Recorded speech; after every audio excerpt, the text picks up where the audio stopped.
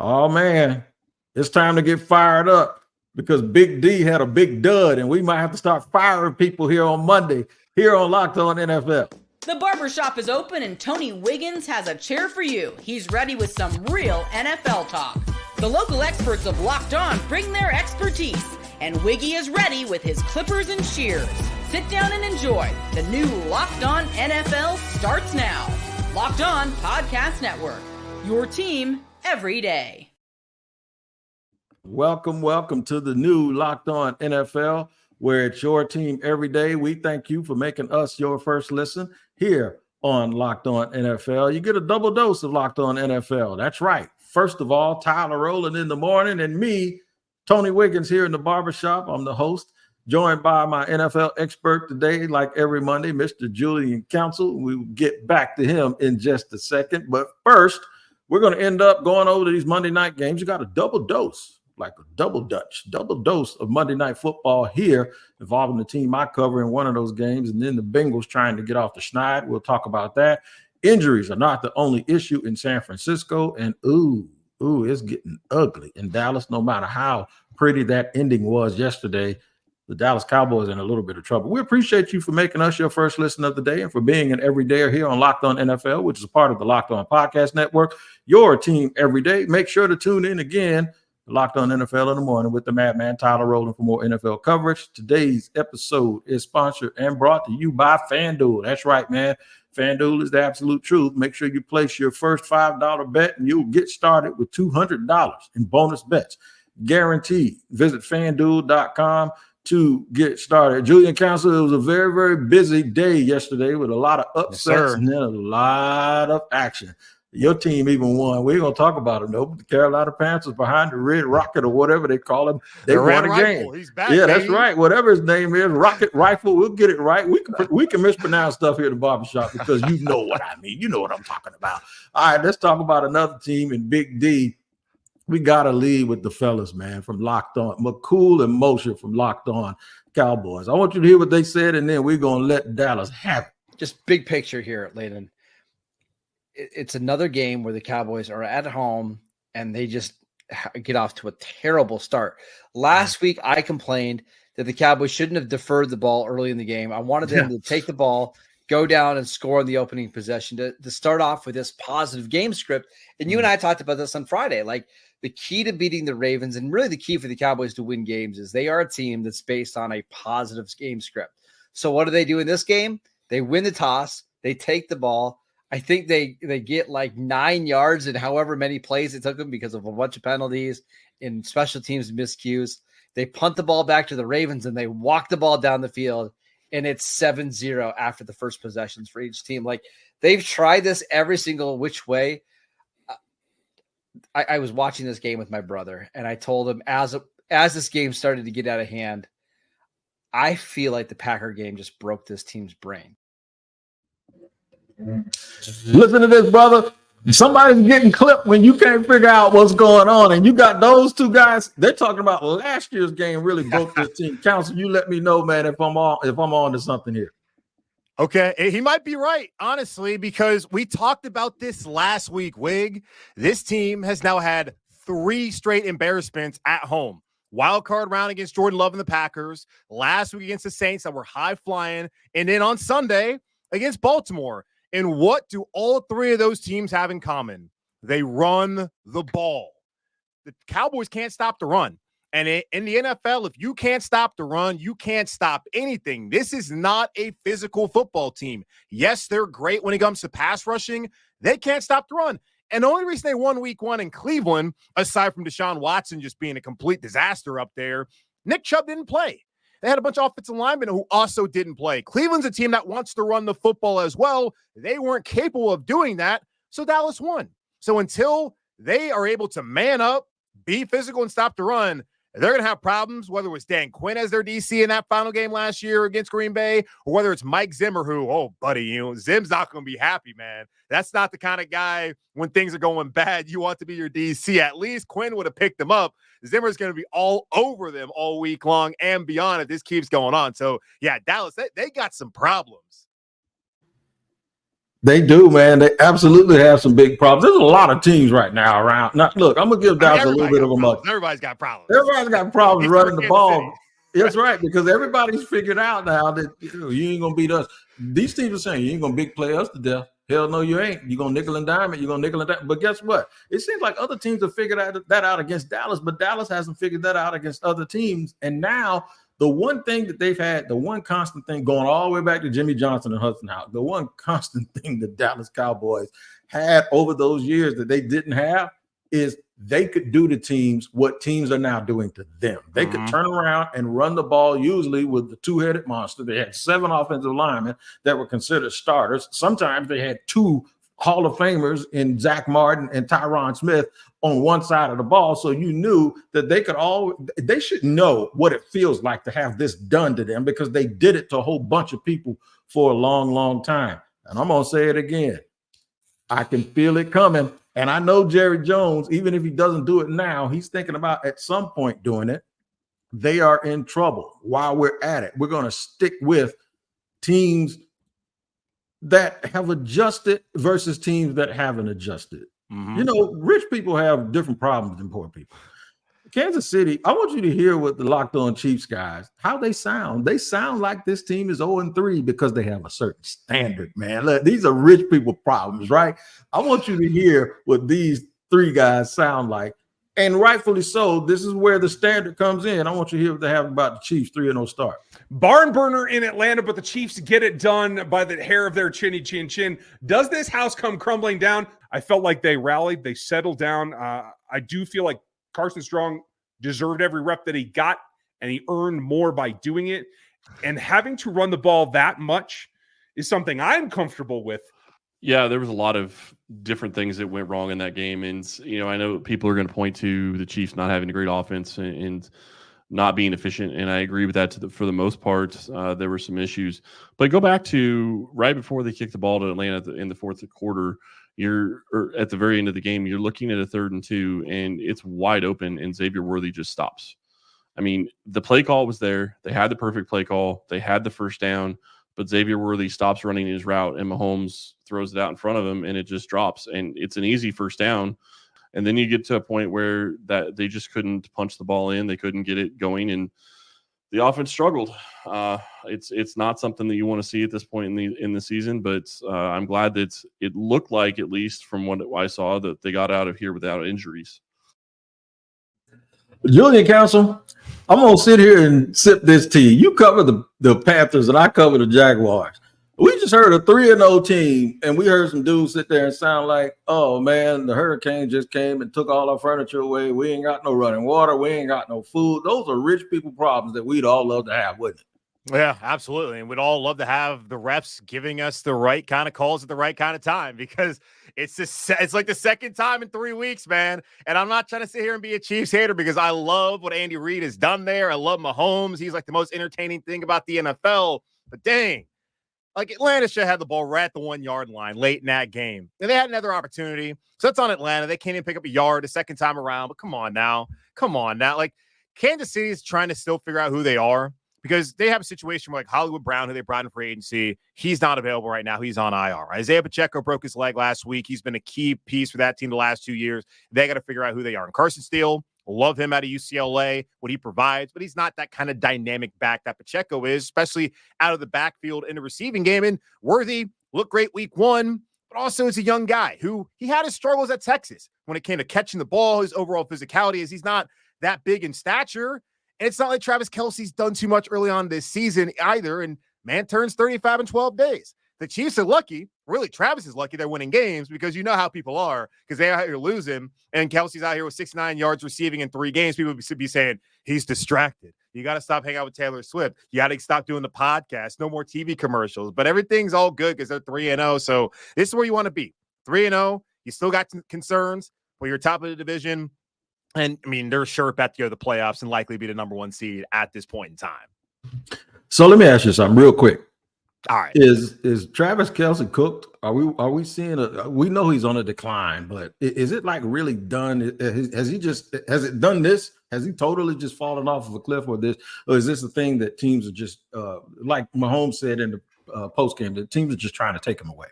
Yeah, well, Baltimore, we remember what Travis Kelce and Mahomes did in an AFC title game. So you would think they would come back that next year and not allow him to do that again. And maybe he's cooked. He's 34 right now, 12 days. Like I said, he's going to be 35. It's possible. When it happens quick. Yeah. It's not like we see this slow decline. Nah, they fall off. So it's possible, but I'm not going to discount Travis Kelce and Andy Reid being able to figure out how to get that guy the ball moving forward. Because if he's not this involved, they're 3-0. Wait till he gets back to being what he's been in the past, even if it's only 75% of it. Everybody else in the league is in trouble if that's going to be the case. Tell you who looks like they're in trouble, the 49ers, because you and I were talking and we both thought the game was over and that they were going to win. Injuries are not their only problem. And when we come back, what we're going to do, well, we ain't going nowhere, but what we're going to do is we're going to hear from Locked On 49ers, and then we're going to discuss that they got more problems. I think it has something to do with money. I'll tell you why I feel that way in just a second here on Locked On NFL.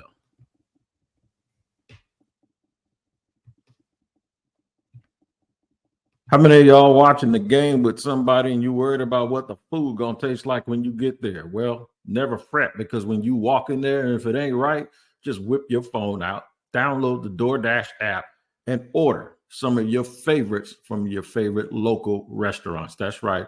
And when you're there, use the promo code LOCKEDFALL24. That's LOCKEDFAL24 for 50% off.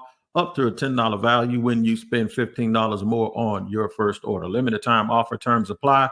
Promo is not valid with orders containing alcohol. DoorDash, your game day to greatness, your door to more. Download the DoorDash app now to order your game day favorites. Must be 21 and older to order alcohol. Drink responsibly. Alcohol available only in select markets.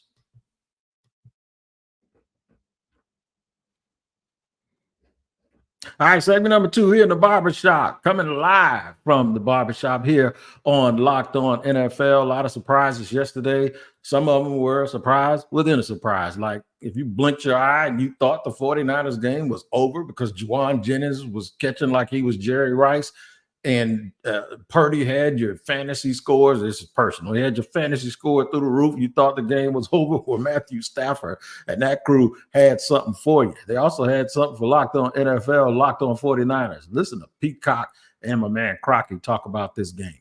An absolute collapse by the San Francisco 49ers, falling to the Los Angeles Rams 27-24. You called it a collapse by the 49ers, and it was a collapse in all three phases of the game. It was a collapse by the offense, whether it was drop balls out there. It was a collapse by the special teams, missing a clutch field goal, as we've seen the 49ers do even last year, and then giving up a huge return on a punt, a collapse by them. And then defensively, a collapse down the stretch. Some things weren't going your way, and then you let the Rams capitalize on some big plays to be able to get back in this ball game, and not just get back, but put themselves in the position to potentially win this game. So it was a huge collapse, really, in all three phases. That's not good. When you start hearing all three phases, when you start hearing in every way, and I don't want to hear injuries because I think the most injured team in the NFL is the Rams, who they lost their opponent. So, right. So something's got to give, and pretty soon. Let me tell you what I said before when I teased this. Ayuk got paid, McCaffrey got paid, Trent Williams got paid, Debo got paid, Eric Armstead didn't get paid, Nick Bosa everybody got paid. And when everybody gets paid, sometimes we got paid, so we're done. And I don't know if they've mentally given out or if they've stopped listening to their coach, but they don't look like the same 49er team in any aspect.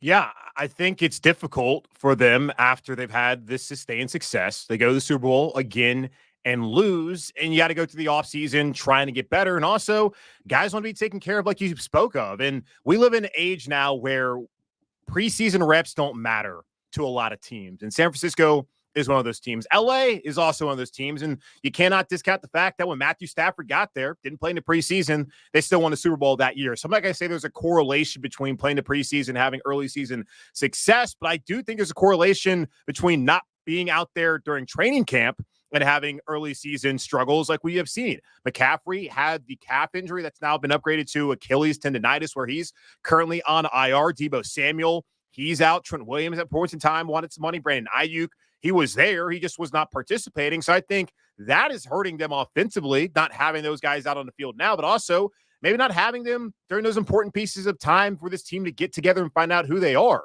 And you can't sit here and talk about injuries being the reason why San Francisco, like, it's a part of it. But that's the reason for the collapse yesterday. Like, Juwan Jennings had the game of his life outside of the game he played against Kansas City in the Super Bowl back in February. And I turned that game off because I thought it was a wrap. But for the Rams, man, they have like 60% of their starting offensive line. That's on the shelf right now. No Puka Nacua, no Cooper Kupp, and they still got it done. Like, I was sitting here thinking, this is about to be an 0-3 Rams team that might be drafting number 1 overall just based off of all the injuries, and now they're still alive. Now, Seattle looks really good in the NFC West as well. But yeah, San Francisco's got problems. The Rams have problems. It's looking good for Mike McDonald in Seattle. I'll say that. You look at that. They're 3-0. Aren't they 3-0 or they're 2-1? Yeah, they're 3-0. They're 3-0, right?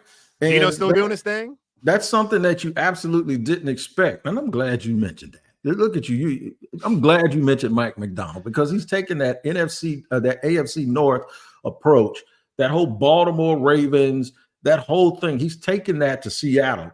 And I wondered, my biggest thing was wondering what their identity was going to be. And I tell you what, they've adopted the identity that a lot of teams have had. And it goes to something that you talked about in the first segment, running the football. But that's who they were already. That's right. Who they were already, though, if you think about it, because that's what Pete Carroll was. Because Pete Carroll's a defensive guy, and Mike McDonald might not be the kind of personality like Pete Carroll is, but Pete wanted to run the football and play defense. Mike McDonald comes from that Harbaugh tree. Run the ball, play defense. So guess who else? When other teams, you're right. So Seattle's doing what they always did, right? They had the personnel to do that. I'm glad. I appreciate that correction. There's another team that has always done that, and now teams, while everybody else is trying to figure out how do we do it and when, Mike Tomlin and the Steelers, they just keep doing what they have seemingly been doing since I was a little boy. I always take the time to say this. They've had 3 coaches in my life. I'm 55 years old, folks. They have had 3 coaches in my life, and all of them have something in common. And the way that teams are now trying to win is no secret, and there's nothing new to the Steelers. Listen to Chris Carter from Locked On Steelers.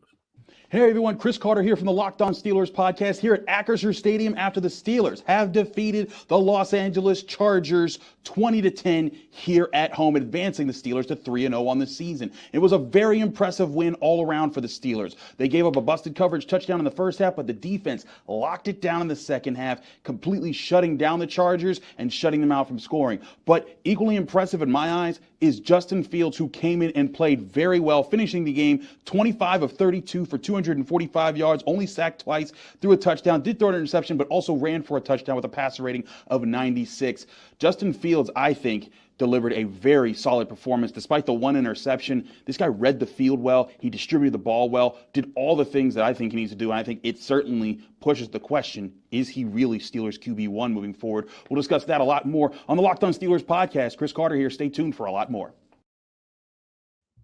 Hell yeah, he's Steelers QB1 moving forward. I think you can't go away from him. The kid he's actually playing. He looked like Ben Roethlisberger yesterday. He had some big throws down, and then he started running the football. And this really, really does bode well for Pittsburgh in the short term and maybe even the long term, JC.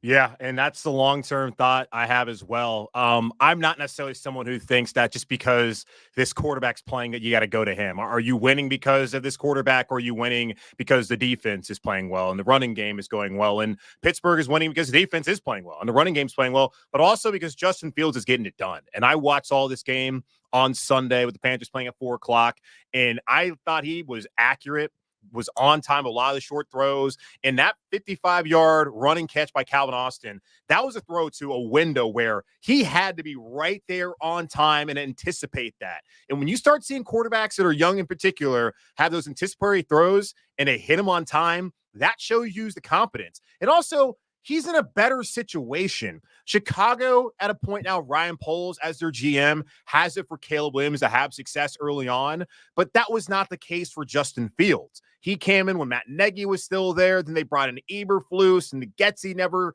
had the offense tailored to him. Now he's in an offense that wants to run the football, wants to do play action, allow him to be able to be comfortable, make the kind of throws that work for him, and be a part of the running game.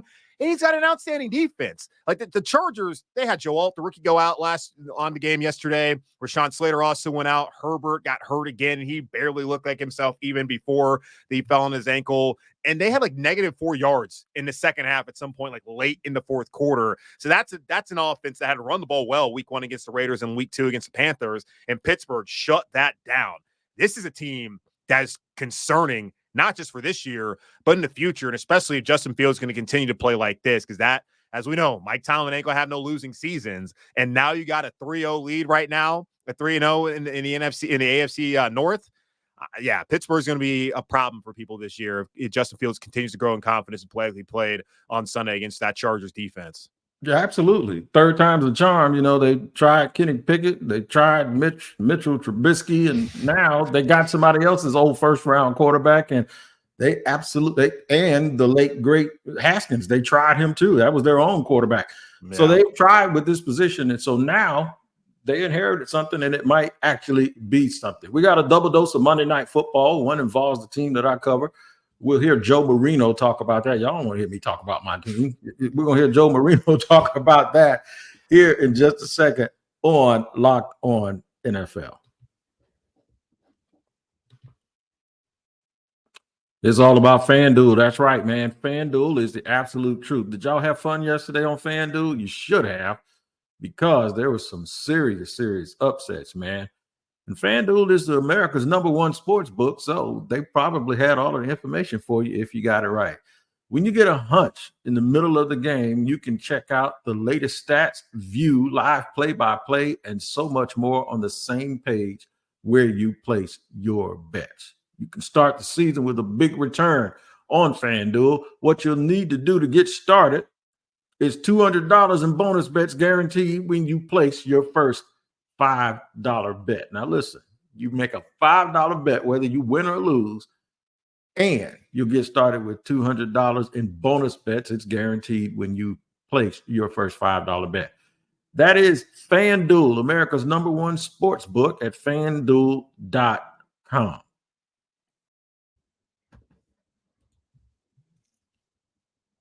All right, third segment starting here on Locked On NFL, where we preview a rare double dose of National Football League games. And if you want to hear the analysis from tonight's game, make sure you check into the new Locked On NFL show. And we thank you for making us your first or second listen.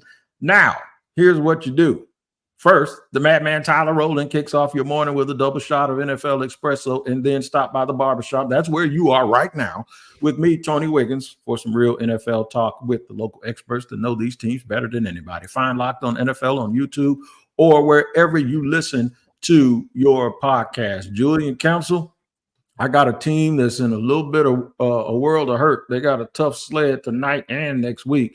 They're 0-2. If the Jaguars lose this game and the Bengals win, the Jaguars will be one of 2 teams that are winless, and both of them will be in the AFC South. And I can't believe you're sitting there smiling at me, because I was just saying that the Carolina Panthers would. No, it's not. It's not a smile. I'm grimacing because Yeah. Well, listen to what Joe Marino says here, and then I want to get your opinion, because everybody knows my opinion already on the Jags. But listen to Joe Marino as we previewed the game, the clash, and what he has to say about what people outside of Jacksonville actually feel about today's game. I hate to use the word desperate in week 3, but Tony, they can't fall to 0-3 to Jaguars. That's a tough spot to be. I know that they've gotten out of some holes in the past, right? But that's going to be a really, really tough situation, especially listening to Doug Peterson and Trevor Lawrence coming out of the Cleveland game, and the messaging. It feels like this is a huge moment for Jacksonville in this season. Maybe a road trip against an AFC contender is exactly what they want to get their season on track. And I think the Bills need to be ready for, to some level, a desperate Jacksonville team that's looking to get their, to get the season going. And Doug Peterson, I have questions about him. I think in 2 situations now we've seen the more his fingerprints get on an operation, the worse it gets. I thought he caught lightning in a bottle in 2017. Yeah. And congratulations, they won the Super Bowl. And that's going to get you a lot of opportunity. But I'm concerned how things played out in Philly. I'm concerned how things are playing out in Jacksonville. I will say this, though. He's creative. He's creative. Yeah, well, he better be creative because, listen, when you start getting people talking about you, your present you, and they're bringing up the past and how the ugly part of what they're seeing now looks like the ugly part of what they saw that led you to get fired, you got a problem. Yeah. I'm concerned. And I love how he said they might be desperate. Like they have to be. They're 0-2. And this, they got lucky, at least, Minnesota's playing well and they were able to take down Houston, because if Houston started off 3-0, like that division was already over. It was going to be a wrap. Like Tennessee, they're obviously done. Indianapolis is not going to be a threat unless Anthony Richardson finally kind of clicks it. But I think he's kind of playing more as a rookie this year than since he didn't play last year. But yeah, they got to win this game. And I look at this as it's hold on until they get to London. Because once they get to London, we know the Jags ain't losing in London. Like that's where they can really turn things around. So they hold on until then. But I don't understand, because I know Trevor got hurt last year, but it feels like even before then, things kind of were starting to fall apart. I know they shout out the Panthers the day that David Tepper threw that drink on that fan, which is one of the wildest things I've ever seen. And to do that to a Jags fan in Duval, that man's crazy. I mean, he's lucky. Like, you up there in that ivory tower, buddy. But Trevor's not look like the guy that you expected him to be coming out of Clemson. Like, I thought he was going to be one of the top quarterbacks in the NFL. He is a franchise quarterback, I do believe, but we have not seen that play from him since mid part of last season, when I believe the Jags were sitting at 7-3. Like, since they lost that game on that Thursday night against Cincinnati down at home in Jacksonville, they have not been the same team. Yep. So I want everybody to watch that game tonight, especially unless you're in Cincinnati or Washington, and form your own opinions on whether it's Trevor or whether it's all of the stuff around him, because you need a little bit of both, right? You need everything to happen. There's another 0-2 team with another quarterback that actually played against Trevor in 2019 in the national championship game, and that's Joe Burrow. Now, if you go back 2 or 3 years, you would win a bunch of money if somebody says Trevor Lawrence and Joe Burrow, week 3 of their 4th and 5th NFL season, what do you think's happening? And you go, oh yeah, they're both 0-3. Somebody would be like, man, you're lying. But that's exactly what both of them could be tomorrow. And here's what Locked On Bengals has to say about tonight's game that I want you to pay attention to. Week 3 Monday Night Football is must-win territory for the Cincinnati Bengals, and at least they'll have T. Higgins back to help them in that quest. A must-win game at this point. Technically, you can get to the playoffs and achieve all your goals if you go to 0-3, but historically, that is very, very hard to do. So the Washington Commanders on Monday Night Football represent a game that this team really needs to win. Can't fall to 0-3 for the first time in the Joe Burrow era if you're expecting to be this AFC contender in this AFC North powerhouse, and this team that showed flashes of it against Kansas City, right? And they would be 1-1 if they played the way they did in week 2 and week 1. And the Patriots stink. That week 1 loss is going to age like milk on a 90-degree day in Cincinnati. I mean, that's really what it's going to do. And we saw that Thursday night. So yeah, it's a must win. Milk on a 90-degree day in Cincinnati or anywhere else becomes cottage cheese. It gets lumpy, right? It gets nasty. These teams fall to 0-3. That's exactly what these fan bases are going to start letting come out of their mouths. Some lumpy foolery that's going to be starting calling for people's heads. Yeah, and this is what Cincinnati does under Zach Taylor. 5 out of the 6 seasons, they've started off 0-2. They started off 0-2 last year and were still 9-8 when they had Jake Browning in there as their quarterback late in the season. Like, they were close to making the playoffs, and I think if Joe Burrow didn't get injured, they would have made the playoffs. And the year prior, they also started 0-2 and made it back to the playoffs again. And the year before that, that was the first time, the only time under Zach Taylor, where they've actually had success early on in the season, where they were 3-1, and that's the year they went to the Super Bowl. So they got to win this game. They got Carolina next week against Andy Dalton. The Panthers look like an offense that was capable. I'm not going to sit here and talk about the Panthers actually being a team that's going to start winning games, but that's not a situation you want to step. It's not the situation you thought you were going to step into. Was Bryce Young not having a functioning offense as the starting quarterback there? So they need to get this game. They got to win this game. Pittsburgh's already 3-0. Baltimore gets that win. That was important on the road against against Dallas on Sunday. And then who's else in the division? Oh, the Browns. Well, Cleveland, I mean, they're probably cooked at this point. So there's an opportunity. I still question, Pittsburgh's not going to lose less like 9 games. We know that. But Cincinnati is going to have to figure out a way to win this game tonight moving forward. They got to beat Washington. Like, it makes no sense for them to lose this football game. Right. And Baltimore's waking up. Baltimore, their offensive line actually looked good yesterday. That was the one part. Now, they fell apart a little bit in the second half, but the Bengals have to make sure they watch themselves. I tell you what, tonight's game is going to lead a lot of people to have a lot of narratives about the Bengals, the Jaguars, whether or not the Bengals' slow starts are notoriously going to kill them because they don't play people in the preseason. The other part of it is Doug Peterson, Trevor Lawrence, Joe Burrow. There's just going to be a lot of things that needs to be discussed. These guys have a chance tonight. I want to see Trayvon Walker have a good game. It seems like he always has good games when he's not on national TV, and that leads to people always keep pointing to the fact that he was chosen instead of Aiden Hutchinson. So lots of storylines to look forward tonight. Julian Council, I know you have a lot going on, so I ain't going to hold you, but you got to promise me you'll come back next Monday, man, and do it all over again here on Locked On NFL.